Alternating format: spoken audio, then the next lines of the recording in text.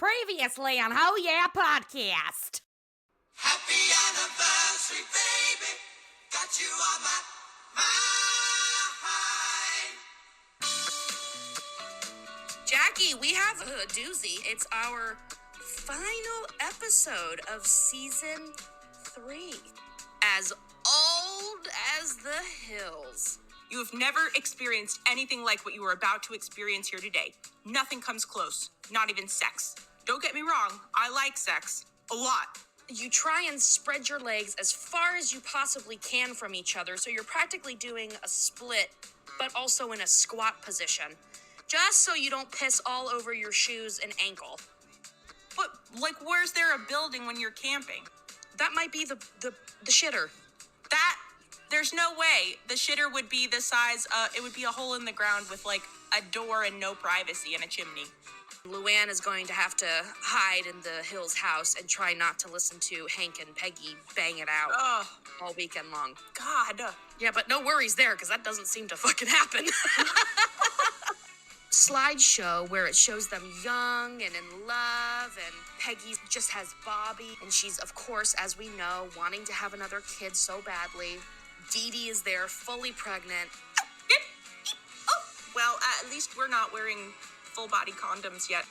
And they proceed to get hammered, talking about how Hank can't get her pregnant. He's sorry about it. Oh. And Peggy hauls her ass up from the floor, and she's like, I'm doing something I should have done years ago. And starts throwing away all of Bobby's baby toys and clothes, and Hank says, wait a second, don't throw those away. I'm the one who should be in the trash. And Oh, this is my fault. I'm sorry I can't give you a baby. It's my narrow urethra. this is my urethra. the tiny cocktail straw. This is my urethra. The next morning, they are wildly hungover. Poor Bobby is, losing his mind, driving her there. They get to the hospital. Didi is fully in labor, about to have this baby. The clouds part, and we see some skydivers. Parachutes open. They're coming down, and she's like, we can do that, though. We can skydive. Peggy's quote, look, we fell asleep in a garbage can last night. You want that to be the highlight of our 20th anniversary? And you're sweating, and you're just like, I might have to stand up and just pee on myself. I can't hold it any longer. There was no public bathroom, just me and the dumpster. Oh. Peggy gets off the phone with the skydive company. They have a couple of spots open for today. People in nursing homes are kind of angry and mean, and they were angry and mean, and one of the ladies chased me and my friends down in the hallway. No. Hank has jumped out of the plane. He is exhilarated by it. Peggy, he calls her on the radio. You gotta do it. You gotta jump. And Peggy's like, I don't want to. I'm scared. At that exact moment, Luann comes running up and she's like, Uncle Hank, Didi's in labor. And Hank says on the radio, Peggy, Didi is having the baby right now. And we see Peggy, she takes this realization in. She hangs up the radio and she says, I'm gonna fucking jump. Peggy Hill is jumping. Excuse me while I kiss the sky. She jumps out. This was all happening during a thunderstorm, brain shattering, booming from the thunder, and flashes of lightning going all around. Peggy is exhilarated, feeling like, hey. She goes to pull her parachute, and nothing happens. The parachute does not open. Her instructor says, your backup chute, pull it. And she does, and nothing happens. He's no Johnny Utah. He fucking wishes. Oh, the baby's crowning, and he takes a peek, and he's just like, oh my God, it's got hair. Oh. Peggy falls to earth right as Didi pushes out that baby. Oh. Life, death, all in one scene. And Hank watching Peggy as she plummets to earth, no parachute, and slams into the earth. The whole fall took 40 minutes.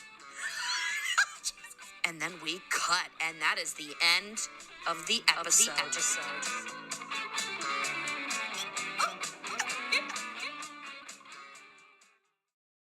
Blink, blink, ding, bling.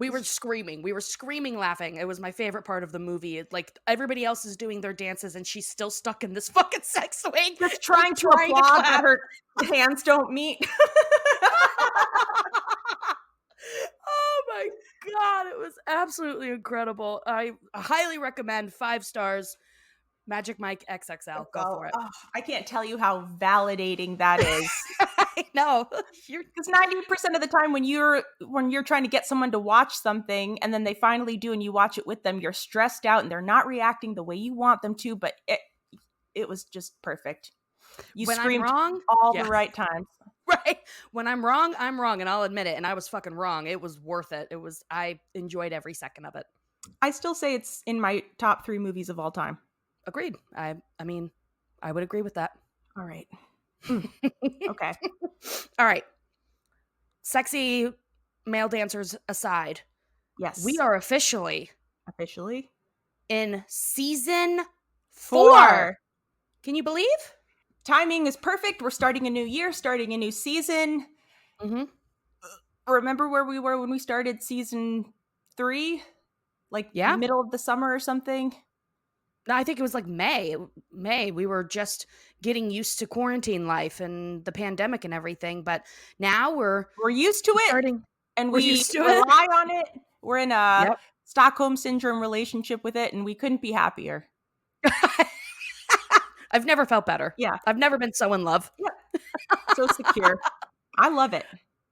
Yeah. So we're going to start this new season, new year out right. We're doing a really good episode. Like, you know, I've said this before and I'm going to say it again. As we've been doing this podcast, I've had to look at these episodes in a little bit of a different light, not just kind of like letting them run and being like, oh, haha, I love that joke. Just actually like, I don't want to say analyze, but really consider what is happening in each episode. And this one is like, I'm so impressed by the topics that are like that they're talking about or they're showing, and it's still done lightheartedly, but it's very real. So I'm really looking forward to talking about this episode. That's a great point too, because I think I hadn't thought about that before, but yeah, just spending so much time analyzing episodes up until now really makes you appreciate not just this episode, all of them, but the topics in this episode. And such a great, I mean, this is when we talked to Genevieve. When was that? Was that in May? That was November. Was that May? On her AV Club article, 10 episodes that made King of the Hill one of the most human cartoons ever. This was one of the episodes she highlights. And I mean, good reason. Really, watching it again, I of course thought of that list, and I thought, damn, did she nail it? She really did. This is absolutely one of those episodes. Also, remember when we talked to Kathy and Jimmy and she said, this is the episode that she recorded laying down, because Peggy's laying down the entire episode. And I had completely forgot about it. And I was listening to Peggy. She was saying something. I was listening. I was like, God, it sounds like she's actually kind of laying down. And then I was like, oh my God, that's right. Yeah. You could hear it. Yeah, you really can. And so we'll be lying down for the recording of this episode. Yes, I am on my belly, face down, right now. All right. So, without further ado, should we get into this? Yeah, let's get into some shout-outs. Shout-outs first, of course. And, Amy. Yes. Can I go first? Of course. Okay. Go ahead. So, everyone will be relieved to hear that I am very pleased. We are both very pleased this week because we have more iTunes reviews. Thank you, everyone. Thank you so much. iTunes reviews. As good as money. As good as money. So I'm doing a review by a user named Dang It Bobby Pod, which I'm assuming is a King of the Hill podcast. Yeah, that's what it sounds like. One would assume. I haven't had the chance to listen to this podcast, but the picture of it looks really funny. It's just a picture of Hank rubbing the bridge of his nose, like He was just Frustrated. disappointed for the billionth time. Yeah. So that looks really funny. We'll have to check it out. Gotta check it out. Oh, yeah. All right. And Dang It Bobby Pod says, the subject, best King of the Hill podcast. Oh, okay. Well, that's really nice because they're a King of the Hill podcast, right? Yeah. Hey, you're too kind. All right. Maybe they're cool. So maybe we won't fight them. Yeah. And the body says, you don't know who I am, but I know you need a podcast. I found this podcast while trying to find the perfect King of the Hill podcast, and I wasn't disappointed. Amy and Jackie have done an amazing job dissecting the most underrated animated show. After binging all the episodes with my brother, shout out to your brother, they have inspired us to make our own podcast. So they must be cool. I guess I could have read this before I tried to figure out if I like them or not. Thank you so much. That's so nice. Dang it, Bobby Pod. Got to check that podcast out. And I'm excited that we inspired you to make a podcast. I hope that you guys, we should chat. We'll chat. Yeah. Thank you so much for the review. Thank you. All right, Amy, your turn. We got a really lovely voicemail. Yes. We actually got 2 really lovely voicemails, but they called back. So they called and left a message. And this is Pat I'm talking about. Pat called and left a message and then called and said, I didn't like that last one, so I'm doing it again. So I'm going to play the second voicemail from Pat. So I'm going to play the second voicemail from Pat, the good one. And I hope you all enjoy it because it's very sweet. Ready? Ready. Hi, this is Pat. I actually just left you guys a voicemail 15 minutes ago, but I was pretty nervous and I just wanted to try one more time and hopefully get it aired. Because it's not only a raving review of your incredible podcast, but also a shout out to my wife. So I just want to say, first of all, that your podcast has been totally phenomenal. This year's been so difficult. And since my wife turned me on to this podcast not that long ago, I've gone through every episode.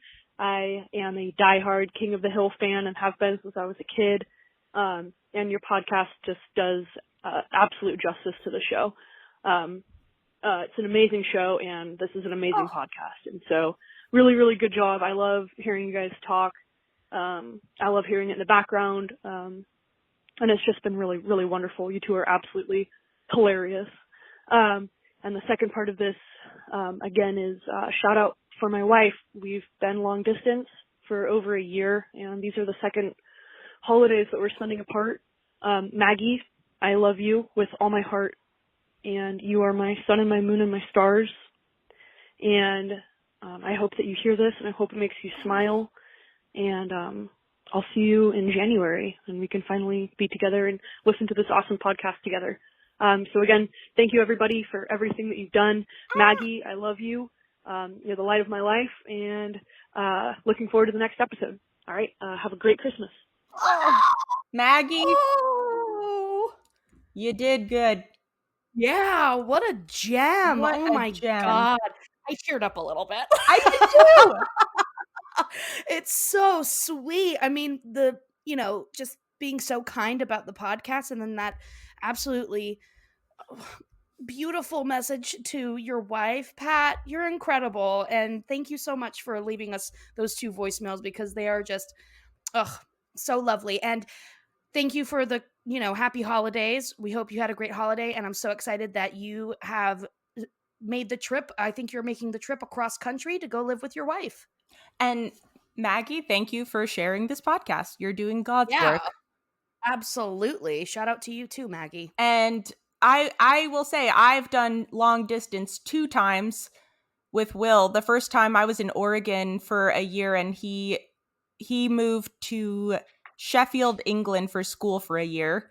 So that was pretty long distance. And then for a year and a half while I was in grad school, we were long distance. And you'll be together before you know it, and it'll be like no time went by. Aw, so sweet. I know. I have one more shout out, and it's another voicemail, and it looks pretty short. I listened to it a little bit ago. I can't remember what it says, but it's basically like a Happy New Year voicemail, right? Yep. The transcription simply says 2021, which, like, way to nutshell it, Google. Concise. Yeah, some of the stuff you've submitted is wildly off, but this was very concise. Okay, here we go. 2021 is gonna be the best of our lives. Oh yeah. Oh, we got a ho yeah in it. Did you hear it? Yes. Yes, it was very good. I hope 2021 will be the best of our lives, but I'm a little cautious there. Yeah, that's too much pressure anyway. I don't need the rest of my life to be downhill, but hopefully it's better than 2020. And That's for sure. Feel cautiously optimistic. Absolutely. All right. Thank you so much, mystery caller, mystery singer, beautiful voice. Beautiful. Lovely. Lovely. All right. And now for our Patreons. And we got a few. Yeah. What happened? What happened? I think it was because we told them that you would send them your underwear, and now you have to make good on that. Oh, man. All right. I'm going to start dirtying some up. Oh, God. Oh. All right. So I'm going to kick it off. All right. Mm-hmm. And we have our very first one is Travis S. And you look like you're lying on maybe a tree, lying on it, leaned up against a tree. Maybe standing in front of. No. That's grass, That makes sense. right? That's grass. You're laying down. Either way, you look like you're in nature and you're enjoying your day. Very nice. And I'm Well enjoying done. you. You're in. Travis. You're in, Travis. And our next one is Cindy. No picture, no last name. All right, Cindy, challenge accepted. We're coming for you. You sure are. Cindy. Do you have any podcast host senses as to what Cindy's like? Anything that's coming to mind? I'm assuming incredible, but I mean, if you want descriptions, I got nothing. Certainly good taste. Absolutely. The only thing I'm getting for Cindy is that they are into ranch Doritos, which is okay, but I respect it. yeah. And next, I do think you wipe front to back, though. I am getting that. That's good. That's good. That's all we really need. We want everyone in our Patreon to have a clean taint. And we taint joking around. All right, next one. Sorry. Next one is Pat BK. And Pat is the lovely voicemail leaver that we just heard from. Oh! So we know that Pat, like, I don't even need my podcast host senses because we don't have a picture. We But know Pat wipes front to back. We know that they are incredible Mm-hmm. and that they are for sure in on the Oh. They are for sure it. No, this is all part of it. No, you better cut that shit out. You better not. That's you, Pat. And they are for sure a beautiful, amazing person inside and out. Wonderful taste in podcasts, wonderful taste in partners. Maggie. Talking about you. Talking about you. All right, next we have Ryan N. No picture. Ryan. But as a $10 tier member, I can tell that you don't fuck around. Mm-mm. You see what you want and you take it. You ask Sure permission. Of course, you're not an animal. Naturally. Right. But you possess many animal qualities. I could tell that about you, Ryan. Yeah. Ryan would be, there'd be no front to back. I bet Ryan uses a bidet. Oh, man. So clean. Yeah. And then for our very special 100th Patreon member, our 100th patron is Lee. And maybe you all remember Lee. You should know him. He is Thunder Muffin Hmm. on Instagram. We get a lot of listener comments from him. He's been hanging around since the beginning. He joined just in time to get Jackie's underwear. Yeah. So Lee, what my podcast host senses are saying that you're a panty sniffer. Congratulations, Lee. Well done. Well done. You did it. You did it. And Lee, you also have an incredible mustachio.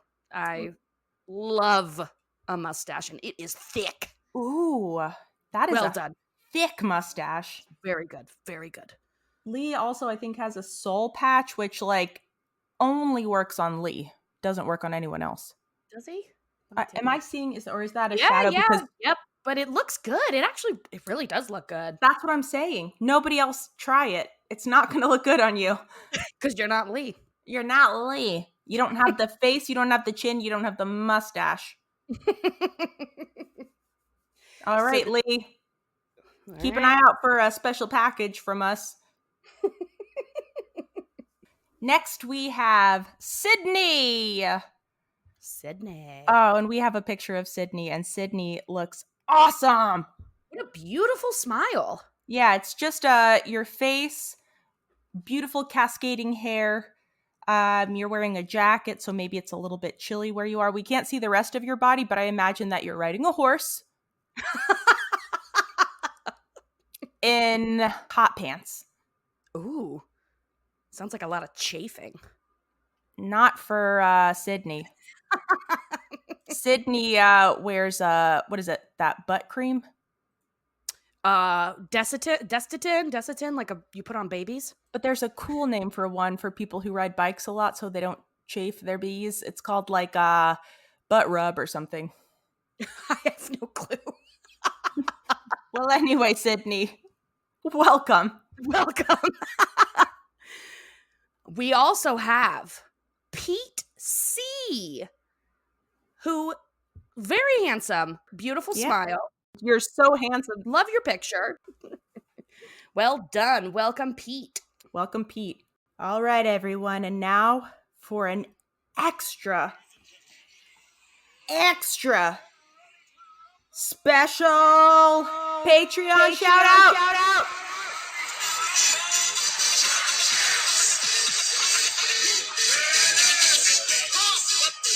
Pump it up.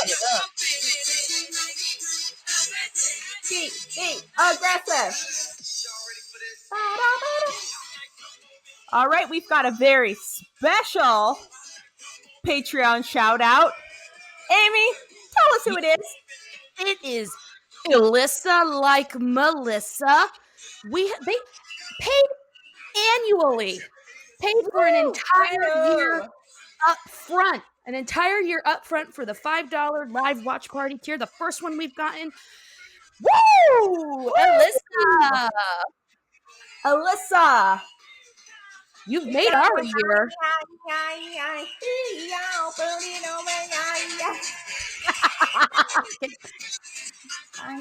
Hold on, I'm going to end it right after this.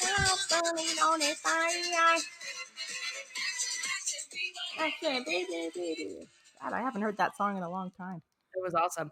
And not only is Alyssa obviously like a millionaire and super successful because they can pay for a year up front, their picture is stunning. In a park on a red blanket with red shorts, white t-shirt with red writing on it and red sunglasses. I was killing it. Noticing Alyssa like Melissa. Alyssa. I was noticing Alyssa's outfit. Ugh. Stunning. We literally just got another Patreon. Financially smart too, because you save money. You do. By paying up front. Absolutely. So if you like paying more money, but also saving money, I mean, that's everyone. Yeah, right? I know. Thank you, Alyssa. Here you are, and there you are, and you're with us, and you are the most special. The most special.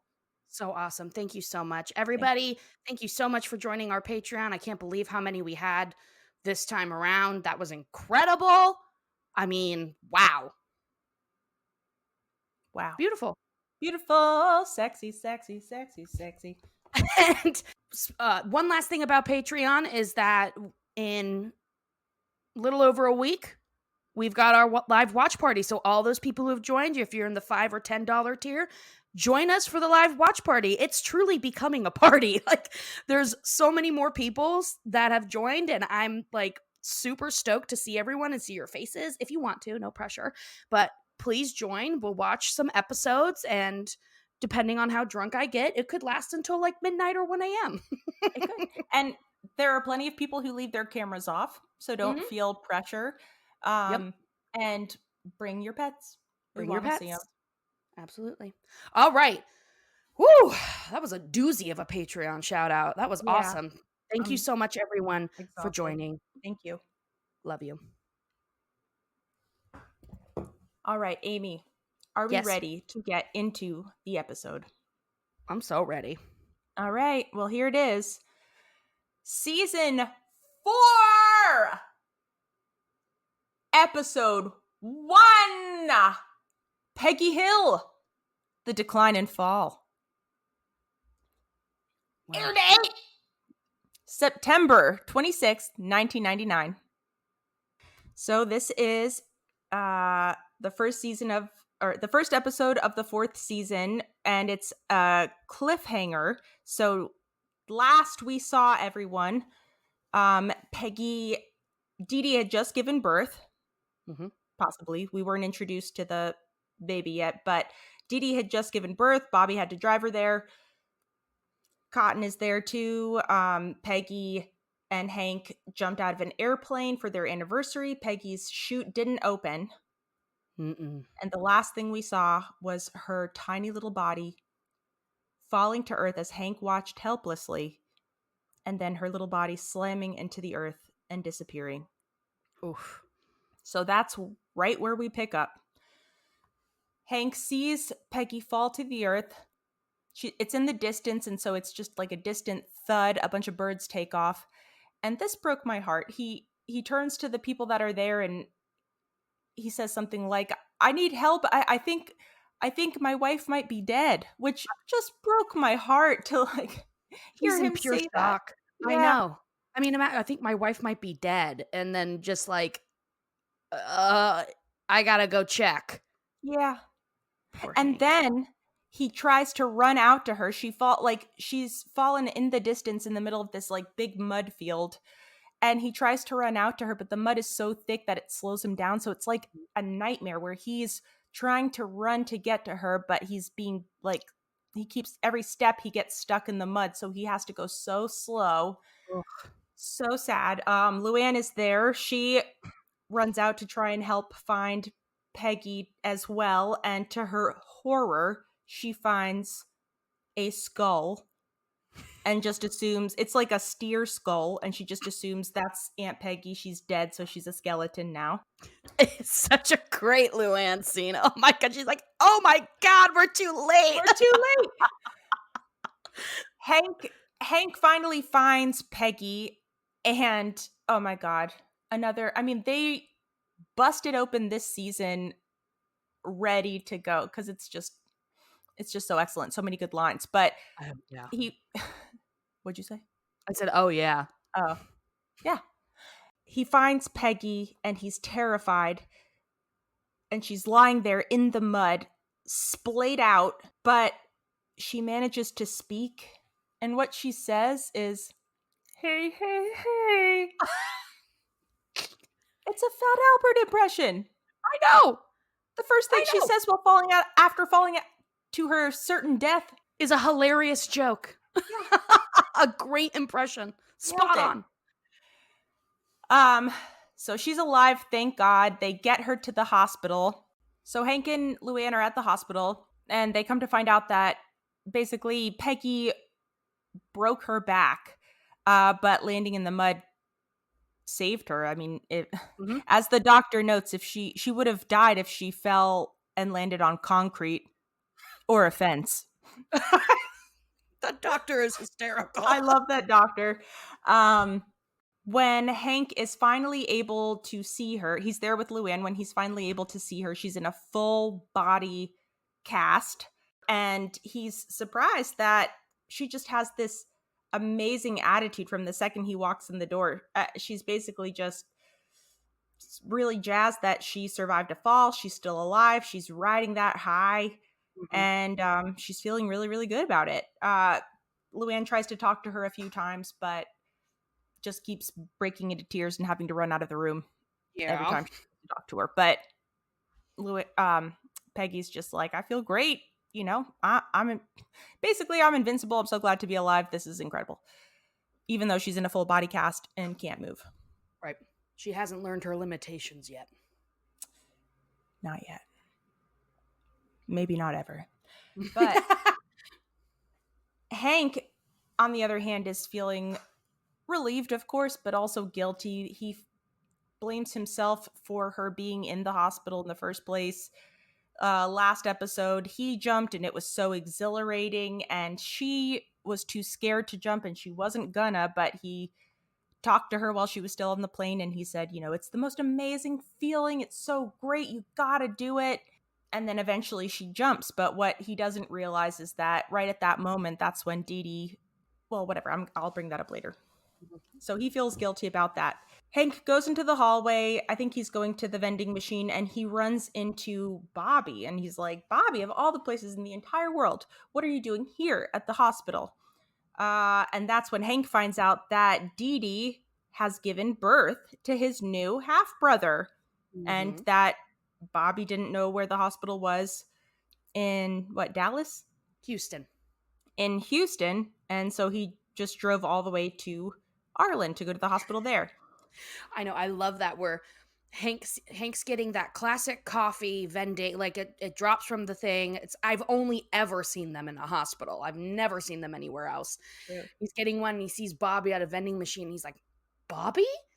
And Bobby just is like, oh, thank God, Dad. I need $1 real bad. Yeah. He does. He drove 2 hours to go to a hospital 2 hours away, and then not only helped Didi deliver the baby, but he cut the cord. Yeah. And then held the baby like a brand new infant. And he needs like a Snickers at this point. He's probably starving. Yes. Hank lets Bobby know what's going on. And Bobby seems to take it pretty well. You know, he goes in, sees his mom. She seems real pumped up. So he doesn't seem too worried. And he's really excited about the day he had. He helped deliver a baby. He cut the cord. So he's handling all of this like a real champ. Yeah. He drove for 2 hours. I mean, it's pretty cool when you're 12 years old. Not for 2 hours. It's never cool, no matter what age you are. But that's true. There was a lot going on, though. Pretty soon after this, Cotton finally arrives to the hospital. He figures out where Bobby went, and he meets the baby. It's actually like one of his more endearing moments is when he meets the baby and he's talking baby talk to it, and he's like, "You to keep some nazies." It's really, really sweet, and he's so moved. He asks Didi, you know, does this baby have a name yet? This baby doesn't. So he's like, I'll name this baby Hank because I've always wanted a son named Hank. And then Hank is there and he's like, you do have a son named Hank. That's my name. And he's like, not anymore. I'm taking it back because you're terrible. And Hank's like, you can't take my name back. And Cotton's like, fine, you know what? I'll call this baby Good Hank, GH, because you're bad, Hank. So that's Cotton for you. But we do notice that Didi is she seems a little bit disinterested. She's lying in bed. She's kind of just like looking out the window. And this is kind of signaling to us that she might be experiencing some postpartum depression. Peggy's at the hospital. She's excited about the new baby. And I think a nurse takes her by the maternity ward and she is maybe able to, I think she's maybe heading there to probably see Good Hank, GH. Yes. But she's like, why isn't GH with Didi? And the nurse is so gossipy, bless her. The nurse is just like, Didi has terrible postpartum depression. She won't even put lipstick on. She looks terrible. God, I wrote that down. That killed me. She's like, Didi Hill has postpartum depression. She couldn't even gather up the strength to put on some lipstick, and she looks awful. Yeah. It's so mean. I love this exchange with this this nurse. And then after that, Peggy says, "Oh, that poor infant baby. Is there something I can do?" And then the nurse just throws her head back and laughs and says, to Peggy in her full body cast, says, "Oh, that's all right, ma'am. You just try not to get addicted to that morphine." No, and that's the exact line where I started to think, God damn, these writers were smart. Like, I know. way back in 1999, Mhm. like before the massive opioid crisis we've had, just being like, just don't get addicted to that yet. Try not, but you probably will. Yeah, I mean, it was pretty rampant back then, but I feel like it was still under the guise of like, this is medicine. It's good Yeah. for you. Oh, yeah. Oh, God. It's not good for you. It's not. Just whatever. So after talking to this nurse, Peggy decides Cotton and Didi need us. And so she lets Hank know way after the fact that I invited them to come stay with us until they can get on their feet. And, I'll take care of the baby until then. Which Peggy is in full denial about her limitations. She already has a hard time facing her own limitations in general, but like she can't do anything. She can't even scratch her own nose. So how she's going to take care of a baby is beyond me, but she's in full on denial, but she also craves terribly not to be a mother because she is a mother, but to have another baby and to take care of a baby. And here these people have a baby and they're unable to take care of it. And she just wants so badly to help take care of this baby. Mhm. So she invites them to come stay at the house, saying, they need our help. I'll help them out. But Hank is like, all right, what are you going to do? You can't move. Right. You're basically a coaster. They end up going home shortly after that, partly because Peggy insists on going home. I think this is part of her denial where Hank is bringing her flowers one day and the doctor's just like, don't bother putting those in water because you and those flowers and Peggy are all going home. And Hank's like, what? Why? She broke her back. And the doctor's just like, she insisted. She's ready to go home. And when Hank talks to Peggy, she says, I just have so much stuff going on. I don't have the time to stay here. I have a lot I need to do. And so they head home. They're trying to get her gurney through the door. Eventually they are able to squeeze her through the back sliding glass door, but they have to kind of set her up in the living room because she won't fit down the hallway to go to her bedroom. Right. So she and Hank and Bobby are home. Didi and Cotton are there too, and they bring Good Hank. They set Good Hank's crib up right next to Peggy. And so now everyone's at the Hill house. Around this time, Didi's having a hard time taking care of the baby because she's still experiencing postpartum depression. And then Cotton sees the baby lactating one day, which apparently is totally normal. I had no idea. That's freaky deaky. But Cotton does freak out and thinks the baby is a witch. So now he wants nothing to do with it either. So with Cotton and Didi not really helping out at all, and with Hank busy trying to take care of Peggy, Bobby ends up having to take care of GH. And GH will not stop crying. He will not stop pooping his pants. And Bobby cannot get any sleep. He's the only one tending to this child. And he's doing an amazing job for a 12-year-old. An amazing job. I would have left that baby in that hallway. Yeah, you're damn right. Just let him cry it out. Yep. So he's exhausted. He's too young to be doing this. Yes. Okay. Bobby and Hank are the most tired, having to help take care of Peggy and GH. Meanwhile, Hank is still struggling with the guilt he feels. He's having nightmares. I feel so bad for him. He is so traumatized. Even if he hadn't said anything like, jump, or even if he had nothing to quote unquote feel guilty about. He saw his wife plummet to the earth and he thought she died. Yeah, and like one of my favorite quotes in the whole episode, but it's still just like, oh my God, that's such a terrible thing to think of, is when he's like, he spots Peggy, her body in the mud, and he just goes, okay, think one piece. Like, hopefully she's in one piece and not like splattered into a million. Yeah. Salt, like not a puddle. That would be my fear. Please don't be a puddle. Oh my God. What a nightmare. He saw a horrible like just terrifying thing happen.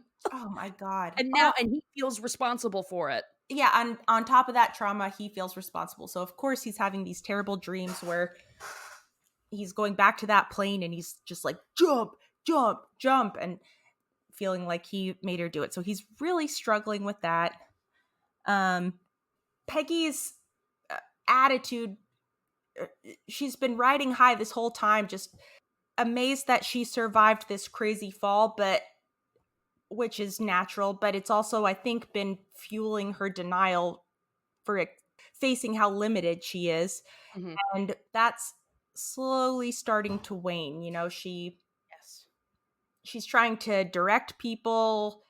You put a hat on with the baby. Bobby, come here. I'll teach you how to change a diaper. But she's finding that nobody really needs her help. Everyone's already kind of taken care of things. And they don't need her to tell them what to do or to teach them what to do. I think she had this idea that she was going to be like the head of the household and run it from the living room, and she'll be able to kind of delegate, but things kind of are running smoothly without her. And then on top of that, she's not only is she maybe not as essential as she thought, but she is being taken care of in the same way that GH is. I mean, she's being fed a bottle. She starts to cry. Hank shushes her. It's just really hitting her hard how limited she is. And it's a tough pill to swallow for her, for sure. Oh, yeah. I mean, she's being fed. She's essentially become a baby herself. She says, I want eggs. And Hank is just like, what? I don't care. This is easier. I'm too tired. This is easier. Tells her when she's like, she says, hey, how about some eggs? And he's like, you don't have to yell. I can hear you through the baby monitor, as if there's like a baby monitor set up for her. But, there's the crib right next to her so she can see the mobile spinning around. So it's just all very like she's being pushed back to being a baby again, but she's a fully grown woman thinking that she has all these capabilities and she doesn't. Yeah. At least not in this moment because of the full body cast. Certainly, yeah, which is understandable, but it's just it's got to be just she's so sensitive to being faced with her own limitations, and then on top of that, there's got to be some kind of grieving process where you're forced to accept that you can't just live your life how you used to every day up until now. It's right. And you're not even, not that she's not needed, but things run smoothly without her, and how is she supposed to reckon with that? Right. It doesn't help that she and GH are getting bottle fed at the exact same time, I know. And Hank gives her the Formula One on accident instead of the Kardashian instant breakfast. I know. And he's feeding her this bottle. She's like, I want eggs, I said. And he's like, this is just easier. He looks exhausted, but she is just struggling, and she starts crying, and he just shushes her. He just wants to feed her.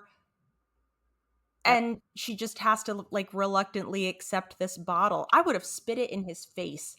I mean, it is pretty fucking demeaning. Yeah. I know he's not demeaning her. He's not demeaning her in like, you're a woman, this is how I treat a woman kind of way. It's just he's exhausted.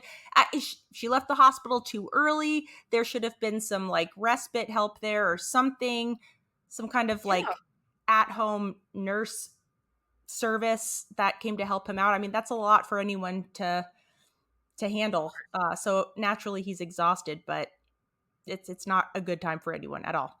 So she starts to feel pretty low, and and I'm not as important as I thought, and they don't need me, and stupid Cotton and stupid Didi get to have this beautiful baby they don't even want, and I want a baby so bad, and not only can I not have a baby, I can't even take care of myself. I'm a baby now. Mm-hmm. So this is what Peggy's going through, and it's pretty rough. In addition to Peggy dealing with all this, I feel like as she accepts her own limitations more, Peggy starts to become more obsessed with the idea of, why did I jump? Why did I jump?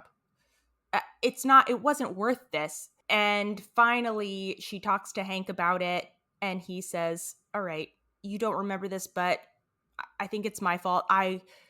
You didn't want to jump, and I encouraged you to jump. I pushed you to do it, and I'm so sorry. But then once she hears that, Peggy remembers all of this other stuff. She remembers that right at that moment when Hank was encouraging her to jump because it was so exhilarating for him, he gets a call that Didi had gone into labor, and Peggy hears that, and she's had so many moments taken away from her that she doesn't want to lose this moment too. She wants to make this moment for her. Yeah. And so hearing that Didi went into labor, Peggy was just like, fuck that. This is not about Didi. This is not about the new baby. This is about me, and I'm taking this moment for myself, and that's what makes her jump. So she shares that with Hank, and he's feeling relieved, like, all right, it wasn't my fault that you jumped. Thank God. He feels very relieved. Peggy doesn't seem to feel much better, but Hank feels very relieved. Eventually, Bobby snaps. He's tired of taking care of the baby. Not only does he have to take care of the baby, he has to like pick up some of Didi's wifely duties, like putting shin jelly on Cotton. Yeah. The baby will not stop crying. He's exhausted. He hasn't slept. He's rubbing jelly on his grandfather. And finally, he's just like, I'm over this. Oh, what makes him snap is Didi sees him in the hallway after not sleeping and trying to take care of good Hank. And she's just like, hey, Bobby, will you go buy me some lottery tickets? I know. And he's just like, that's it. I'm done. I'm just done. I'm 12 years old. First of all, I can't buy lottery tickets because I'm 12, but I also shouldn't be rubbing jelly on my grandfather or taking care of your baby. Rubbing jelly on my grandfather. So he gives the baby back to Didi, and he's just like, you let me know when dinner's ready. Otherwise, I don't want to hear shit from anyone in this house. And Didi is left holding this crying baby in its little baby basket, and she freaks out. She's not prepared for this at all. So she drops the baby off by Peggy and quickly runs out of the room saying like, oh, I'm tired. I have to take a nap. Yeah, she puts it precariously on the very edge of Peggy's stretcher gurney. And it's like, oh my God, that's so terrifying. This baby could easily fall off. That's a good point, yeah. But then it would be quiet. Well, and that's, as we see. And that's what happens. No. The baby's crying, and now Peggy's left alone with this wailing baby, which infant's cries are like the worst sound in the world. And Peggy's just like screaming for help, like, this baby's crying, somebody come in here. Hank comes in. He tries to get the baby to stop crying. He can't. He jingles some keys. He messes with measuring doodad. Nothing works. Nothing. I tried everything. Nothing works. He turns, looks out the window, and he sees his dad just yucking it up with Dale, Bill, and Boomhauer, just talking over the fence, having a great time.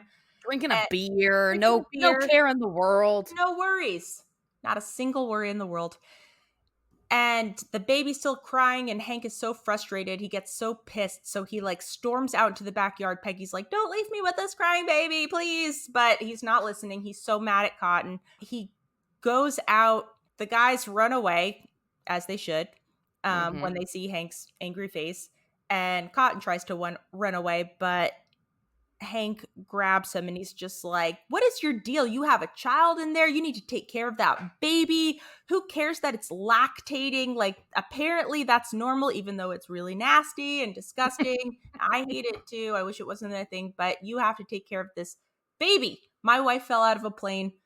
I can't help you right now, okay?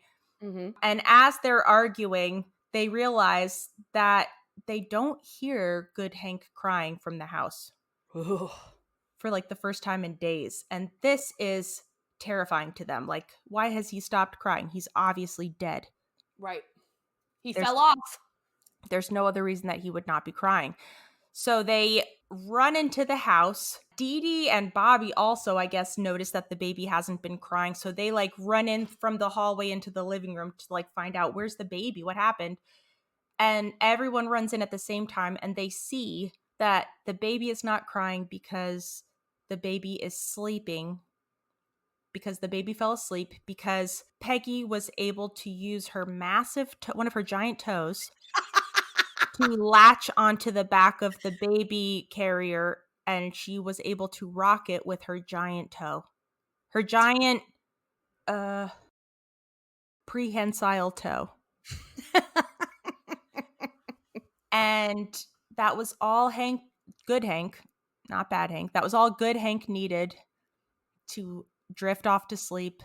It calmed him. He stopped crying. And this is the end of the episode. This is the moment where Peggy gets her power back. Despite all of her limitations, nobody could get this baby to stop crying except for Peggy and her giant toe. And her giant prehensile toe.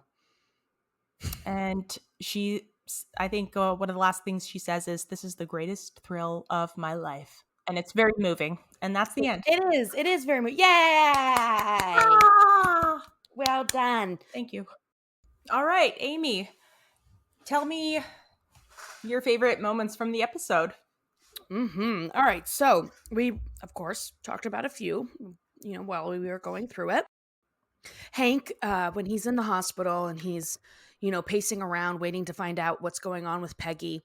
Of course, the whole scene where he just briefly pauses to look at the football game, and he says the whole like, "Oh, I wasn't watching. I swear, I don't even know what the score was."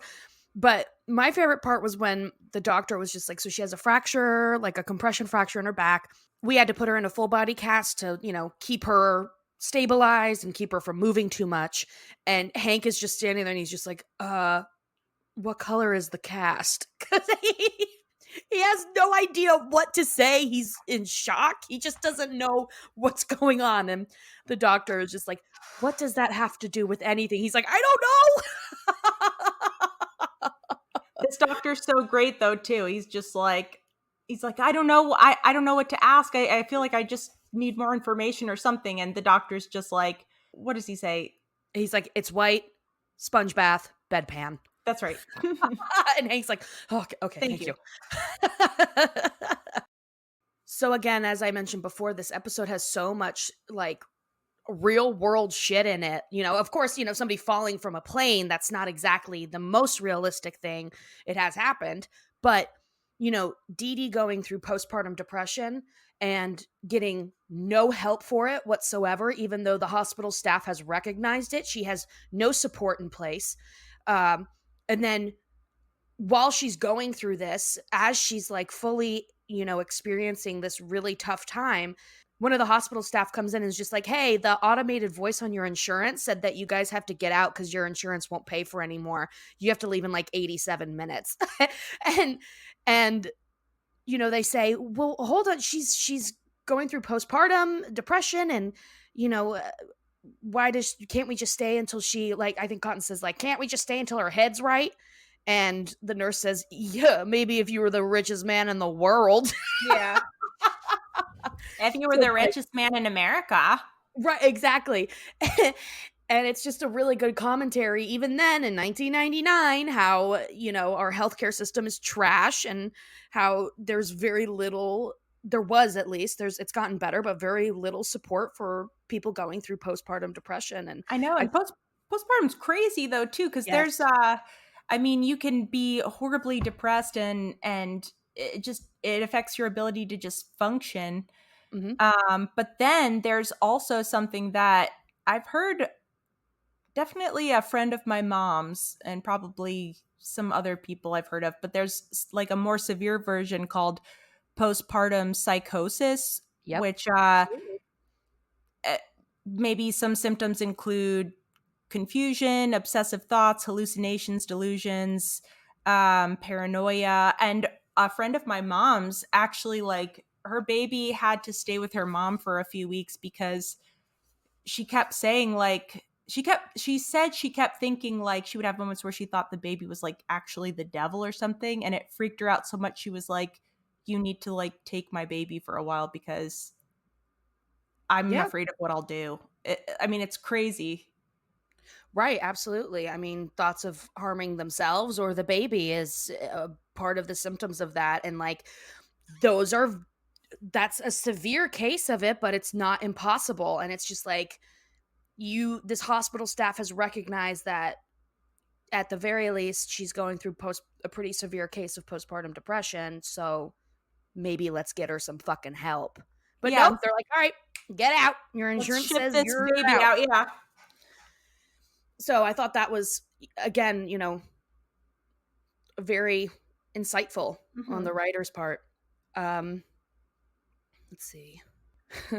So on a little bit of a lighter note, there's when Peggy gets back they bring her back in an ambulance, and Bill's all dressed up. He's got like a balloon. I thought it was kind of sweet, even though Bill's gross.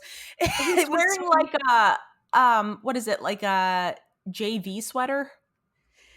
I thought he was wearing like almost like one of those fuzzy wool green coats. Yeah, but it looks like something you would get from high school because it has a You're big probably- A on it. You're probably exactly right. It's probably his old high school like JV sweater. Why would he wear that? It's the fanciest thing he owns. Oh. So he's wearing that. He's wearing his hat. He's got a balloon for her. And the whole scene of them trying to get her through the doors is hilarious, where Hank's just like, all right, now turn her to the, my left. He's like, all right, I guess away from me. And like they're all just struggling, and Bill just like, you see him from above just get real close in, and he's just like, hi, Peggy. And she's like, hi, Bill. And Dale is demanding a thank you from Peggy for helping get her through the door. And Yeah. Hank's like, get the fuck out of here, you guys. I obviously didn't write down the whole quote of this, but there's that part where I think Hank just says, well, Helen Keller was largely useless. I wrote that down. Where is it? He says, oh yeah, Peggy's just like, I don't know. I think this is around this time she's like realizing how she's more limited than maybe she fully realized or something. And Hank says, well, Helen Keller was largely useless, but look how we remember her. First lady of the American stage. She was like a massive activist. And like, yeah. And a writer. Yeah. Yes. First lady of the American stage. Jesus. And shortly after that, there's the part where it's in the morning when I'm getting the bottles and Hank's getting breakfast and stuff. And there's two parts where Peggy, she says to Bobby, she's like, oh, Bobby, hey, how are you? How's it going? Did you sleep okay? And he just like stares at her and just goes, Dad, Mom's talking. Mom's talking again. I know. And then after Hank force feeds her from a bottle, she starts crying, and he's just like, what are you crying for? And Bobby just was like, well, maybe she needs to be burped. and Hank's just like, can you give us a minute or whatever? And you hear, if you listen closely, you'll hear like the quietest burp out of Peggy as she's getting ready to talk to him. I noticed that. Need to be burped. She can still need to be burped and her feelings are still valid. Of course. Just like the rest of us. Of course. I also loved watching Hank grab Cotton by his shirt and be like, get over here, you old man, and take care of your fucking baby. Like, good job, Hank. Yeah. Go grab that asshole and bring him inside. Mm-hmm. And then, of course, my last one is just that beautiful moment of when you see GH being rocked by Peggy's massive toe. Oh. And it pans up, like up across her body cast and up to her face, and she's got tears in her eyes, and everybody's just, you see everybody kind of looking and being like, oh, that's so sweet. And she's just like, isn't it amazing? It's the greatest dang feeling in the world.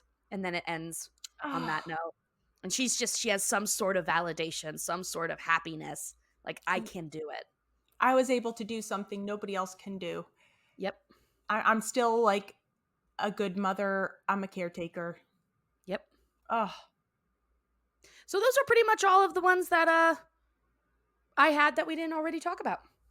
well, that's pretty good. I think between my retelling and your parts, that covers everything I wrote down except one quote by Peggy. Uh-huh. Oh, well, maybe two things. One is a quote by Peggy when Hank first sees her in the hospital, and he's just like, "Wow, you're in a really good mood. That's surprising." And Peggy's like, "Well, Hank, I've had a near-death experience. Most people never get that, except when it's right next to their death experience, and then they can't appreciate it." I know, I love that line. I forgot to write it down, but I love it. And then that covers everything else that I had for my comments, except I just wanted to share the sounds Cotton makes when he first meets GH, because it made me laugh so hard. I love these sounds that Cotton makes when he first meets Good Hank. Look at you. You're a handsome little soldier. You want to kill a Nazi? A Nazi's crazy. A Nazi's crazy.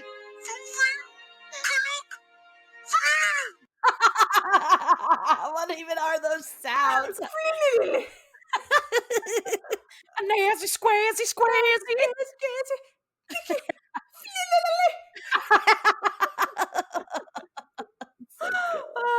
So I really like that part. And so that pretty much covers almost everything I wrote down, which is pretty impressive. And we had one guest star, one Mr. Diedrich Bader, who plays the voice of the doctor. But I mean, I've seen this guy in so many things. I never knew his name was friggin' Diedrich, but I know, because his voice is so, iconic. Like, him from so Whose Line Is It distinct. Anyway. He was in Office Space. Like, he's a great actor. Oh my God, That was his name. He was in so many movies too. I mean, everyone recognizes his voice and knows his face, I'm sure. Yeah. But that's pretty much all I have. Okay, great. Well, then that sounds like we need to get into some listener comments, eh? All right. Got a song? No. Yes. Yes? I saw one on, I think, the voicemail. Oh, well, shit. Here, let me play it. All right. Voicemail a go-go. Listener comments, get all your comments. Gonna leave some comments on the listener comments. Yeah. Yeah! Woo, yeah! Go, Comments. leave them. We're gonna leave so many comments. So many comments. They're gonna be awesome. I'm gonna read them all. Love you guys. Yeah! Listener comments! Leave them! Thank you so much. We didn't get a name, but your area code is 805.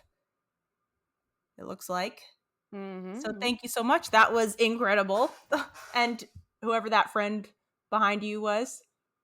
Yes, love it. Send more voicemails, please. Yes. We actually got like an email for a listener comment for this one. What? And it's really cute. I'm going to read it real quick. Oh. Hello, Amy and Jackie. I know you guys will be covering Peggy Hill Decline and Fall soon. I have a funny story about that episode. That episode I think y'all will enjoy. Growing up watching King of the Hill every Sunday was a family routine.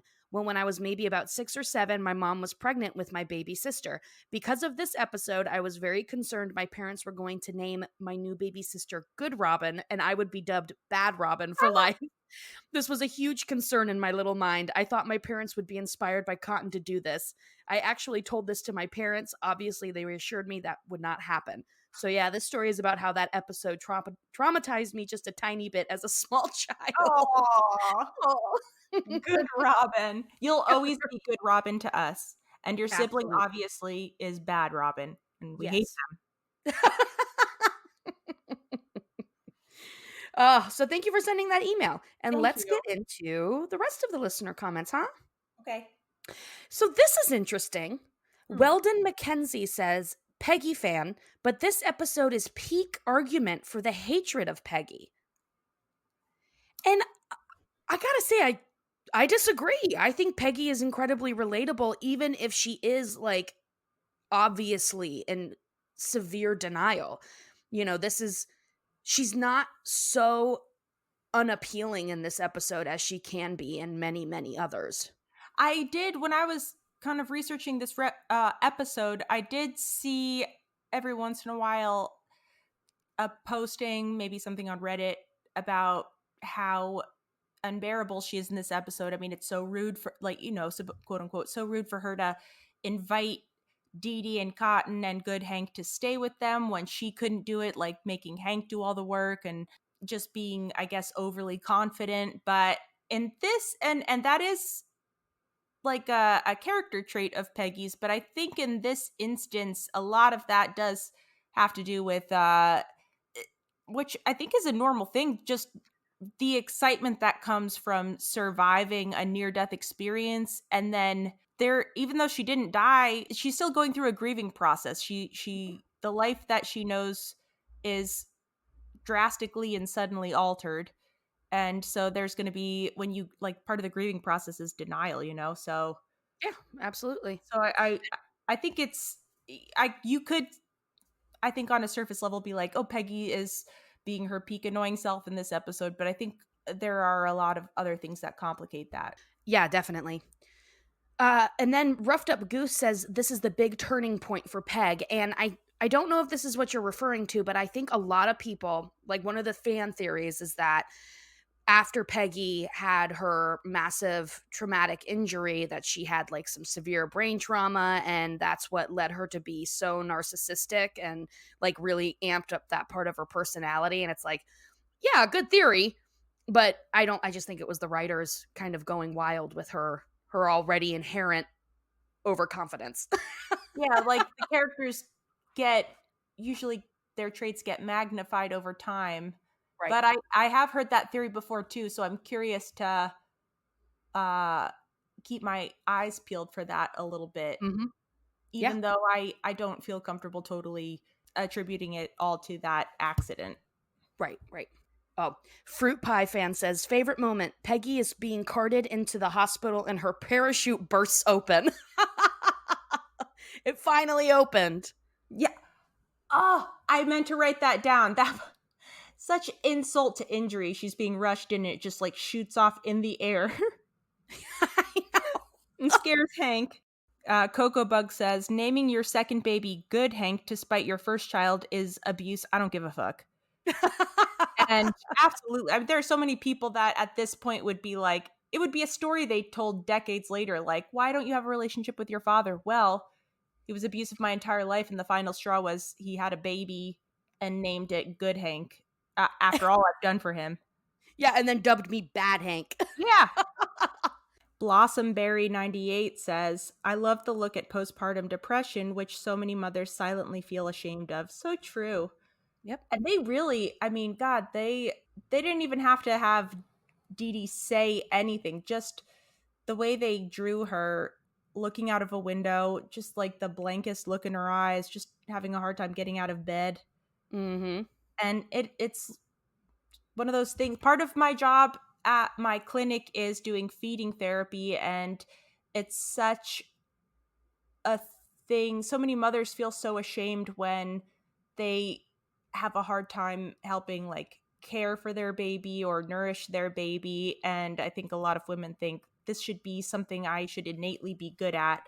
Right. And I'm not good at it, and I'm ashamed. And so a lot of people don't even like seek treatment. Right. And it's such a difficult thing. I'm glad it was brought up and people are seeing that. Always hate posers. Hell yeah. Just this is probably my fave episode. So many good jokes. There are a lot. Just like Fruit Pie fan says, which is my favorite in the episode from Bobby, Dad, thank God. I need $1 bad. You think he's gonna be like, oh, thank God you won't believe the day I've had. He's just like, thank God I need a Snickers. Please give me $1. Andraux ANDROUX_C, Androux C, says, try the back door, it'll fit. I bet it will, Androux. This comment by Love Appleman, I love that you noticed this. It just says, Hank touches his glasses twice with his contaminated raw hamburger hands. I love that you noticed that. And that is gross. It is gross. That one little part where he's making hamburgers. C. Sampson says, I love in the very beginning, Luann seeing the cow skull, thinking it's Peggy, and picking it up to show Hank. Yes. We're too late. Roaming Camera says, loved when she found out about John Redcorn and Nancy Hicks Gribble. What? Loved when she found out about John Redcorn and Nancy Hicks Gribble. Yeah, that was a little while ago. What does that have to do with this episode, Roaming Camera? You silly goose. You goose! Goose of the week, Roaming Camera. Goose of the week. Oh, it's Aaron says, I literally had to look up how to survive a free fall after your parachute fails. #anxiety. Can you please share that information with us? Yeah, land in a massive pile of mud, apparently. Yeah, or get caught in a thunderstorm. Yes. Oh, God. If you want to be tortured the whole way down. BP Bear says, I wasn't watching, only for a minute. I couldn't tell you what the score is. In the hospital. I love it. Divine Honey Muse and I'm a Marfo and Love Applement all say, all I'll do is eat. You're just such a good Bobby. And my last one by who else? Arbitrary and Delicioso. Peggy's validation at the end is so touching after several hard episodes wanting another baby. That's true. That just adds a whole other layer. Absolutely. And my last one is Lee Berg Art. Good Hank equals bad baby. Oh, one more by Divine Honey Muse. And this is kind of referencing what you mentioned. But as a mom, my whole body tenses up seeing Good Hank at the edge of Peggy's bed. Shh, that man. didn't even occur to me. Oh, yeah. No, I mean, having to like babysit a lot lately, that would be one of those things where I'd be like, oh my God. Let him fall. Oh, yeah, sure. Yeah, I'm telling you, the best thing you could do is let your child fall. And if they survive, they're going to be the best person in the world. A 2-day-old infant. Let them fall. Let them fall.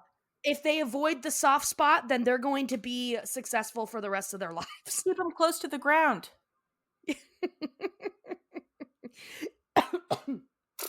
Excellent listener comments, everyone. Wonderful.